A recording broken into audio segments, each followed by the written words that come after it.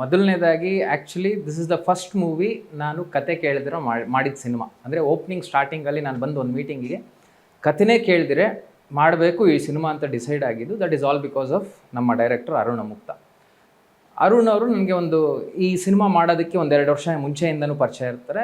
ಅದು ಅಂದರೆ ಲೂಸ್ಗಳು ಇದ್ದಾಗಿಂದನೂ ಗೊತ್ತಿರೋರೇನೆ, but he was not intact, direct ಕಾಂಟ್ಯಾಕ್ಟಲ್ಲಿ ಇಲ್ಲದೇ ಇರೋಂಥವ್ರು. ಸೊ ಈ ಕೋವಿಡ್ ಟೈಮಲ್ಲಿ ನಾವೆಲ್ಲ ಒಂದು ಗ್ರೂಪ್ ಕ್ಲೋಸ್ ಆಗಿರ್ತೀವಿ. ಆ ಟೈಮಲ್ಲೇ ಅರುಣ್ ಅವರು ನನಗೆ ಪರಿಚಯ ಆಗಿರ್ತಾರೆ. ಸೊ ಒಂದು ದಿವಸ ಸಡನ್ನ ಫೋನ್ ಮಾಡ್ಬಿಟ್ಟು, ಜಿ ನಾನು ಸಿನಿಮಾನಲ್ಲಿ ವರ್ಕ್ ಮಾಡ್ತೀರಾ ಅಂತ ಕೇಳ್ತಾರೆ. ಸರಿ ಜಿ ಮಾಡ್ತೀನಿ ಜಿ, ಆಬ್ವಿಯಸ್ಲಿ ನಾನು ಸಿನಿಮಾಗೆ ಬಂದಿರೋದೇ ಆ ಕಾರಣಕ್ಕಾಗಿ ಬರ್ತೀನಿ. ಈ ಥರ ಜಯನಗರಲ್ಲಿ ಆಫೀಸ್ ಇದೆ ಬನ್ನಿ ಅಂತ ಅಂದ್ಬಿಟ್ಟು ಕರೀತಾರೆ. ಬರ್ತೀನಿ ಜಯನಗರ್ಗೆ, ಇದು ಸೇಮ್ ಆಫೀಸ್. ಸೊ ಇಲ್ಲಿ ಬರ್ತೀನಿ. ಬಂದಿದ್ದ ದಿವಸನೇ ಸ್ಕ್ರಿಪ್ಟ್ ನನ್ನ ಕೈಗೆ ಕೊಡ್ತಾರೆ. ಜಿ ಇಲ್ಲ ಪರವಾಗಿಲ್ಲ, ಇಲ್ಲ ನೀವು ಒಂದು ಸತಿ ಓದಿ. ಇಲ್ಲ ಜಿ ನೀವು ಮಾಡೋಣ, ನೀವು ಹೇಗಿದ್ರೂ ಪರವಾಗಿಲ್ಲ, I will work with you. First thing is ಒಂದು ಡೈರೆಕ್ಟ್ರ್ ಜೊತೆ ಇಂಟ್ರ್ಯಾಕ್ಷನ್ ಏನಿದೆ that is very much important. ನನಗೆ ಆ ಡೈರೆಕ್ಟ್ರು ನನಗೆ ಇಷ್ಟ ಆಯಿತು. ಇಲ್ಲ ಜಿ ನಾನು ವರ್ಕ್ ಮಾಡ್ತೀನಿ ಅಂತ ಅಂದ್ಬಿಟ್ಟು ಇದಾಯಿತು. ಅಲ್ಲ ನಿಮಗೆ ಬಡ್ಜೆಟ್ ಮಾಡೋದಕ್ಕೆ ಇನ್ನೊಂದಕ್ಕೆ ಸ್ಕ್ರಿಪ್ಟ್ ಬೇಕೇ ಬೇಕಲ್ಲ ಜಿ, ಅದು ಮಾಡ್ತೀನಿ ತೊಂದರೆ ಅಲ್ಲ, ಲೆಟ್ ಮೀ ಫೈನಲೈಸ್, ನಾನು ಈ ಸಿನಿಮಾನಲ್ಲಿ ಪ್ರಾಜೆಕ್ಟಲ್ಲಿ ಇದೀನಾ ಇಲ್ವಾ ಅನ್ನೋದು ಲೆಟ್ ಅಸ್ ಫೈನಲೈಸ್ ಅಂತ ಅಂದ್ಬಿಟ್ಟು ಈ ಥರ ನನ್ನ ಅವರ ಒಂದು ಜರ್ನಿ ಸ್ಟಾರ್ಟ್ ಆಗಿದ್ದು ಇದೇ ಆಫೀಸಲ್ಲಿ. ಸೊ ಇಲ್ಲಿಂದ ನೆಕ್ಸ್ಟ್ ಪ್ರೊಡ್ಯೂಸರ್ನ ಮೀಟ್ ಮಾಡಿಸ್ತಾರೆ. ಇಲ್ಲಿ ಒಂದು ಫೈನಲ್ ಆಗುತ್ತೆ, ಓಕೆ ಇವರು ಎಕ್ಸಿಕ್ಯೂಟಿವ್ ಪ್ರೊಡ್ಯೂಸರ್ ಆಗಿ ವರ್ಕ್ ಮಾಡ್ತಾರೆ ಸಿನಿಮಾ ಅಂತ ಅಂದ್ಬಿಟ್ಟು ಫೈನಲ್ ಆಗುತ್ತೆ. ಅದಾದಮೇಲಿಂದ ಸೊ ಪ್ರತಿಯೊಂದು ಶೆಡ್ಯೂಲ್ ಹಂತವಾಗಿ ಶೆಡ್ಯೂಲ್ ಮಾಡ್ತಾ ಇದ್ದಂಗೂ ಒಂದು ಬಡ್ಜೆಟ್ ಕೊಡಬೇಕಾಗಿರುತ್ತೆ. ಸೊ ಆ ಬಡ್ಜೆಟ್ ಟೈಮಲ್ಲಿ I use to listen to the ಇವಾಗ ನಾವೇನು ಶೆಡ್ಯೂಲ್ ಹೋಗ್ತಾ ಇದ್ದೀವಿ, so this is what exactly is the story, ಈ ಪೋರ್ಷನ್ ಏನು ಮಾಡ್ತಾ ಇದ್ದೀವಿ, ಇದಕ್ಕೆ ಎಷ್ಟು ಜನ ಆರ್ಟಿಸ್ಟ್ ಬೇಕು, ಸೊ ಒಬ್ಬೊಬ್ಬರೇ ಆರ್ಟಿಸ್ಟನ್ನು ಕರೆಸೋದು, ಮಾತಾಡೋದು.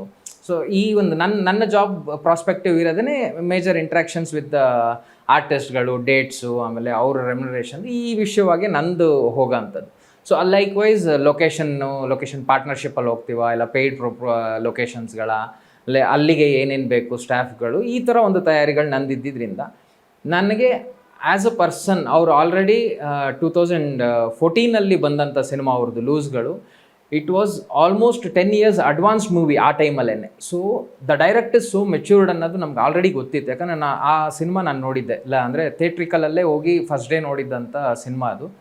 ನನಗೆ ಇಷ್ಟು ಅಡ್ವಾನ್ಸ್ ಆಗಿದ್ದಾರಲ್ಲ ಡೈರೆಕ್ಟ್ರು, ಇವ್ರ ಜೊತೆ ಒಂದು ದಿವಸ ವರ್ಕ್ ಮಾಡಬೇಕು ಅಂತ ದ ಇಂಟೆನ್ಷನ್ಸ್ಗಳೆಲ್ಲೋ ಇರುತ್ತೆ, ಅದು ವರ್ಕ್ ಆಗೋದಕ್ಕೆ ಟೈಮ್ ತೊಗೊಳತ್ತೆ ಅನ್ನೋದು. So it took almost 10 years to work with him ಅನ್ನೋ ಥರ. So finally I work with him. ಆ ಖುಷಿ ಒಂದು it's always will be there again. Probably if everything goes good, probably we'll be working together in the next movies also. Budgeting ಏನು ಕೊಡ್ತೀವಿ, schedule ಕೊಡ್ತೀವಿ ಇವಾಗ ಪ್ರೊಡ್ಯೂಸರ್ಗೆ. So ಇಂತಿಂಥ ಆರ್ಟಿಸ್ಟ್ ಬೇಕು sir, ಇಷ್ಟು ದಿವಸ ಶೆಡ್ಯೂಲ್ ಹೋಗುತ್ತೆ, ಈ ಥರ ಕ್ಯಾಮ್ರಾ, ಈ ಥರ ಎಕ್ವಿಪ್ಮೆಂಟ್ಸು. ಸೊ ಈ ಬಡ್ಜೆಟ್ ಕೊಡ್ಬೇಕಾದ್ರೆ ನನಗೆ ಅದು ಕತೆ ಗೊತ್ತಿರಬೇಕು. ಸೊ ಆ ಪೋರ್ಷನ್ಸನ್ನು ಮಾತ್ರ ಕೇಳ್ಕೊತಾ ಇದೆ, ಈ ಟೈಮಲ್ಲಿ ಏನು ನಡೆಯುತ್ತೆ ಅಂತ ಅಂದ್ಬಿಟ್ಟು. ಸೊ ಎಡಿಟಿಂಗ್ ಆಗೋವ್ರಿಗೂ ಫುಲ್ ಕತೆ ಗೊತ್ತಾಗೋದಕ್ಕೆ ಸಾಧ್ಯ ಇರ್ತಿರ್ಲಿಲ್ಲ. ಬಟ್ ಏನು ಅಂದರೆ ಒಂದು ವಿಜುವಲೈಸೇಷನ್ ಅಲ್ಲಿ ಆನ್ ಸ್ಪಾಟಲ್ಲಿ ಏನು ಹೋಗ್ತಾ ಇರುತ್ತೆ ಅದ್ರ ಪ್ರಕಾರ ನಮ್ಗೊಂದು ಜಡ್ಜ್ಮೆಂಟ್ ಬರ್ತಾ ಹೋಗುತ್ತೆ. That is all because we are in to industry ಅನ್ನೋದಕ್ಕೆ ನಮ್ಗೊಂದು ಜಡ್ಜ್ಮೆಂಟ್ ಬರ್ತಾ ಹೋಗುತ್ತೆ. Okay this is coming good, ಇದು ಈ ಥರ ಆಗುತ್ತೆ. So this might be the ಅಂದರೆ ಕ್ಲೈಮ್ಯಾಕ್ಸ್ ತೆಗಿಯೋಕ್ಕೆ ಮುಂಚೆ ನಾವು ನಮ್ಮ ಮನಸ್ಸಲ್ಲಿ ಒಂದೊಂದು ಅನಲೈಸ್ ಮಾಡ್ಕೊತಿದ್ದೆ. ನಾನು ತಿಳ್ಕೊಳ್ಳೋದಕ್ಕೆ ಅವಶ್ಯಕತೆ ಅಂದರೆ ಲೆಟ್ ಮೀ ಅನಲೈಸ್ ಅಂತ, ಇದೇ ಇರ್ಬೋದಾ ಅಂತ. ನಾವು ಆ್ಯಸ್ ಅ ಆಡಿಯನ್ಸ್ ಜಡ್ಜ್ಮೆಂಟು ಮತ್ತು ಡೈರೆಕ್ಟರ್ ಜಡ್ಜ್ಮೆಂಟು ಒಂದೇ ಆಗುತ್ತಾ ಅನ್ನೋದು ಆ ಕಾರಣಕ್ಕೆ ನಾನು ಇದು ಕಥೆ ಕೇಳಿರಲಿಲ್ಲ ಅಷ್ಟೇ.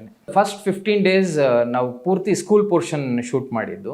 ಈಗ ಅಂದರೆ ನೀವು ನೋಡಿದರೆ ಲಾಸ್ಟ್ ಪೋಸ್ಟರ್ ನಾವು ರಿಲೀಸ್ ಮಾಡಿದ್ದು ಎಲ್ಲ ಹುಡುಗರು ಸ್ಕೂಲ್ ಡ್ರೆಸ್ಸಲ್ಲಿರ್ತಾರೆ, ಚಂದನ್ ಅವ್ರು ಕಾಕಿ ಡ್ರೆಸ್ಸಲ್ಲಿರ್ತಾರೆ.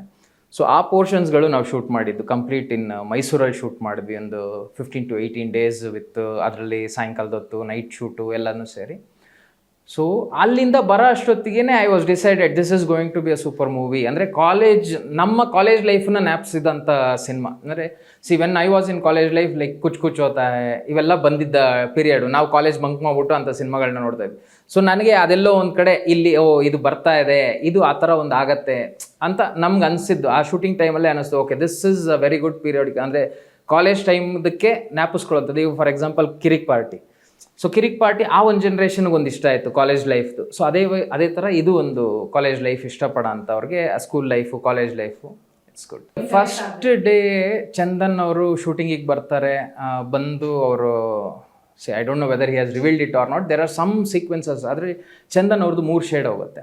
ಒಂದು ಇಟ್ ಈಸ್ ವೆರಿ ಡಿಫಿಕಲ್ಟ್, ಅದು ಮಾಡೋದು ತುಂಬ ಕಷ್ಟ. ನೆಕ್ಸ್ಟ್ ಇವಾಗ ಬರೋ ಟ್ರೈಲರಲ್ಲಿ ಬರುತ್ತೆ ಅದು. ಸೊ ಆ ಒಂದು ಎಪಿಸೋಡ್ಸನ್ನ ಅವ್ರು ಶೂಟ್ ಮಾಡಬೇಕಾದ್ರೆ ನನಗೆ ಇವ್ರು ಮಾಡ್ತಾರಾ ಇಲ್ವೋ ಅನ್ನೋ ಒಂದು ಇದಿತ್ತು. ನಾನು ಅವ್ರಿಗೂ ಚಂದನ್ ಸರ್ಗೂ ಹೇಳಿದೆ, ಇದನ್ನು ಮಾಡೋದು ತುಂಬ ಕಷ್ಟ ಸರ್, ನೀವು ಈ ಶೇಡ್ಸ್ಗಳು ಮಾಡಿದ್ದೀರಲ್ಲ, this is going to be a something in your ಅಂದರೆ film career. See he is very well known in rap ಸಿಂಗಿಂಗಲ್ಲಿ ಅಥವಾ ಮ್ಯೂಸಿಕ್ಗೆ ಜನಕ್ಕೆ ತುಂಬ ಗೊತ್ತಿರೋರು. ಆದರೆ ಆ್ಯಕ್ಟಿಂಗ್ ಅಂತ ಬಂದಾಗ it is always different. Big ಬಾಸಲ್ಲಿ ಬರೋದು ಬೇರೆ, ಲೈವ್ ಆಗಿ ಒಂದು ಕ್ಯಾಮ್ರಾ ಫೇಸ್ ಮಾಡಿ ಆ್ಯಕ್ಟ್ ಮಾಡೋದು ಬೇರೆ, ಅವರು ಸಾಂಗಲ್ಲಿ ಮಾಡೋದು ಬೇರೆ. ಅಲ್ಲಿ ಮಾಸ್ಟರ್ ಇರ್ತಾರೆ, ಹೇಳ್ಕೊಡ್ತಾರೆ, ಆಗೋಗುತ್ತೆ. ಬಟ್ ಈ ಆ್ಯಕ್ಟಿಂಗ್ ಅನ್ನೋದನ್ನು ಪರ್ಫಾರ್ಮ್ ಮಾಡಬೇಕು ಅಂದರೆ it's very difficult, which he has done it very easily. ಆ ಶೇಡ್ಸ್ಗಳು ಇನ್ನೇನು ಜಾಸ್ತಿ ದಿವಸ ಇಲ್ಲ, very soon it is going to be get revealed. ಆ 3 ಶೇಡೂ ಅಷ್ಟೇ, everything he has taken it in such a proper way. ಅದಕ್ಕೆ he has given very good justification. ಅದು ನನಗೆ ತುಂಬ ಖುಷಿ. ಚಂದನ್ ಅವರು ಆ ಥರ ಮಾಡ್ತಾರೆ.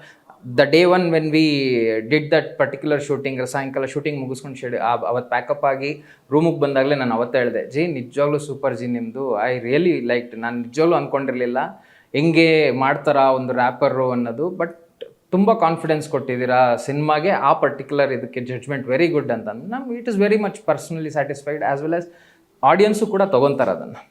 ನಮ್ಮ ಒಂದು ಈ ಸಿನಿಮಾ ಕೆರಿಯರಲ್ಲಿ ನನಗೂ this is going to be, ಅಂದರೆ ನಮ್ಮ ಒಂದು ಕೆರಿಯರ್ ಡೆವಲಪ್ಮೆಂಟ್ಗೆ this movie is going to be a good ಅಂತ.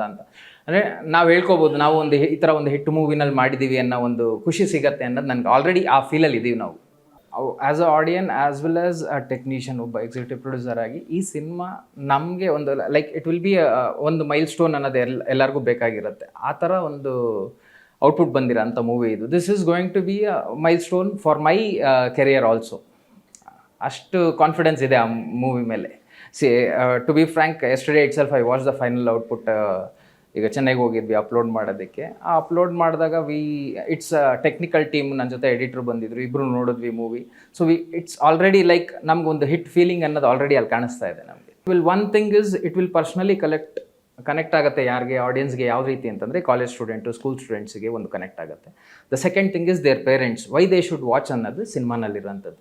ಅಂದರೆ ಇವತ್ತಿನ ಮಕ್ಕಳು ತಪ್ಪು ಮಾಡ್ತಾ ಇರೋದು ಅಥವಾ ಪೇರೆಂಟ್ಸ್ ತಪ್ಪು ಮಾಡ್ತಾ ಇರೋದನ್ನು ನಾವು ತಪ್ಪು ಅಂತ ತೋರಿಸಿದ್ರೆ ಅವ್ರಿಗೆ ಕನೆಕ್ಟ್ ಆಗೋ ಥರ ಒಂದು ವಿಜುವಲೈಸೇಷನ್ ಇರೋ ಅಂಥ ಒಂದು ಮೂವಿ. ನಾವಂದರೆ ಎವ್ರಿ ಒನ್ ಯಾರೇ ಆಗಲಿ, ನಾವು ಇದು ನೀವು ಮಾಡ್ತಾ ಇರೋ ತಪ್ಪು ಅಂತ ಡೈರೆಕ್ಟಾಗಿ ಹೇಳಿದ್ರೆ ಯಾರೂ ಕೇಳಲ್ಲ.